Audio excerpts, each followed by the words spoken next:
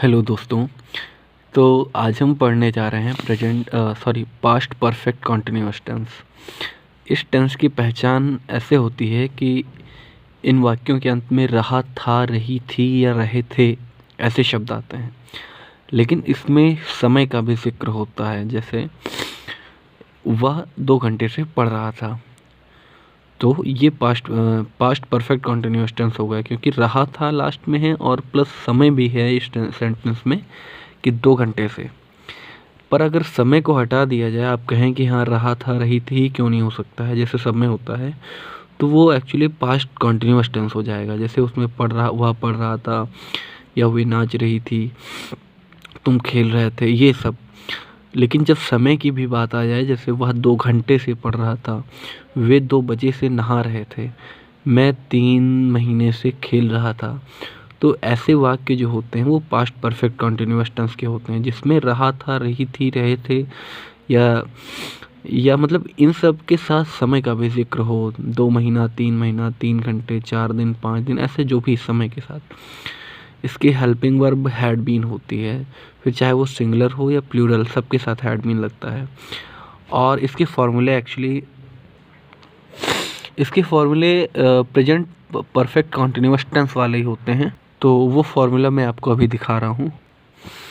यह है present perfect continuous tense का फॉर्मूला, जिसमें अफर्मेटिव का, नेगेटिव, इंट्रोगेटिव, इंट्रोनेगेटिव, चारों टाइप के सेंटेंसेस के फॉर्मूले लिखे हुए हैं। बस यहाँ पे हेल्पिंग वर्ब जो है उसकी जगह पे आप हैड बीन लगाओगे।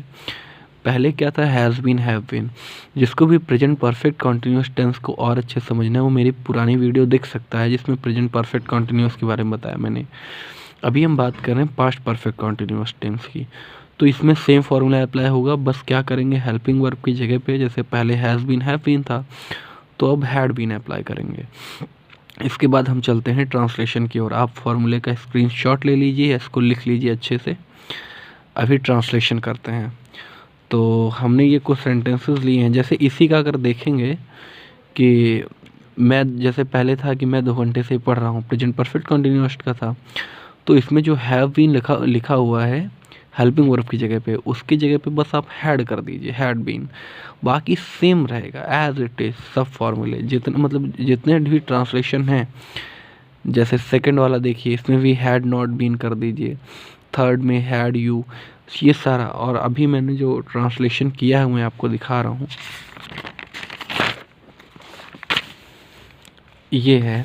जैसे मैं 2 घंटे से पढ़ रहा था, तो सिंपल चीज़ है, रहा था आ गया लास्ट में, यानी पास्ट परफेक्ट कॉन्टिन्यूअस टेंस है, और समय भी है, तो कंफर्म हो जाता है कि हाँ पास्ट परफेक्ट कॉन्टिन्यूअस है। और इसके बाद हम फार्मूला देखते हैं। ये क्योंकि इसमें नहीं वगैरह नहीं है, ना ही कोई क्वेश्चन है, मीन्स ये अफर्मेटिव है। अफर्मेटिव का फार्मूला देख लीजिए। ये फार्मूला मैं आपको दिखा रहा हूँ, बट मैं बार बार फार्मूला नहीं लिखाऊंगा, या तो दिखाऊंगा, या तो मतलब आप नोट कर लीजिए कहीं पे, या स्क्रीनशॉट ले लीजिए। और इसको लर्न तो करना ही करना है, इसलिए मैं बस आपको ये सेंटेंसेस दिखा रहा हूँ, क्योंकि ये भी ऑलरेडी फार्मूला बेस्ड ही हैं। बस मैं आपको ये दिखाऊंगा कि इसमें हैव की जगह पे हैड पुट किया हुआ है। जैसे यहाँ पे देखिए, फर्स्ट का है I have been reading for 2 hours. तो जब आप यहाँ पे इसका ट्रांसलेशन देखेंगे, तो यहाँ मैं 2 घंटे से पढ़ रहा था, तो इसमें सिर्फ और सिर्फ हैव की जगह हैड है, I had been reading for 2 hours. तो इसका ट्रांसलेशन हो गया। फिर सेकंड, वे 4 बजे से नहीं नहा रहे थे, तो वहाँ क्या रहा होगा, वे 4 बजे से नहीं नहा रहे हैं। तो वहाँ पे हम देखते हैं कि उसका ट्रांसलेशन कैसे है। देखिए, वे 4 बजे से नहीं नहा रहे हैं, इसमें क्या है, they have not been bathing since 4 o'clock। तो बस हैव की जगह हैड कर दीजिए, they had not been bathing since 4 o'clock। और हम आपको दिखा दे रहे हैं, ये देखिए, they had not been bathing since 4 o'clock। तो बस वही है, सेम चीज़ है, बस उसकी जगह पे हैव की जगह पे हैड पुट कीजिए। जैसे अब इंट्रोगेटिव का है, क्या तुम 3 दिन से पढ़ रही थी, तो वहाँ पे देखते हैं क्या है पहले, फिर हम आपको दिखाएंगे कि यहाँ हैव की जगह पे हैड है। जैसे यहाँ पे देखिए, क्या तुम 3 दिन से पढ़ रही हो, क्या तुम 3 दिन से पढ़ रही हो, have you been reading for 3 days। तो उसमें क्या होना चाहिए, हैड होना चाहिए, had you been reading for 3 days। अब आप इसको देख लीजिए, देखिए वही सेम चीज़ है, had you been reading for since 3 days।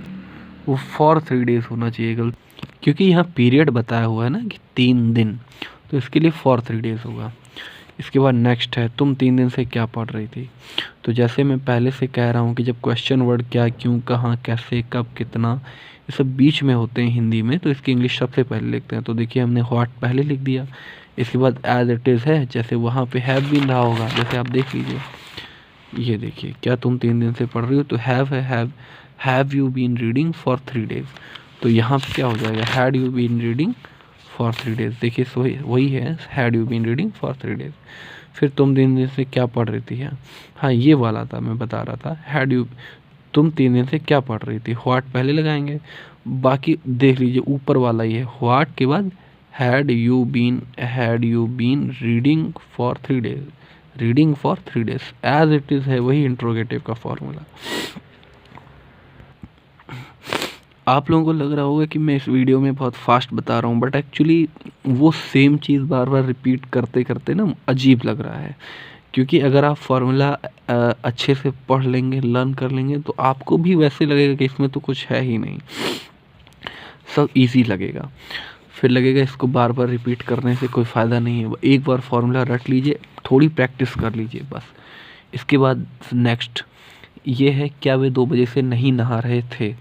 तो आप गेस कीजिए वहाँ पे क्या कर रहा होगा, क्या वे 2 बजे से नहीं नहा रहे हैं रहा होगा।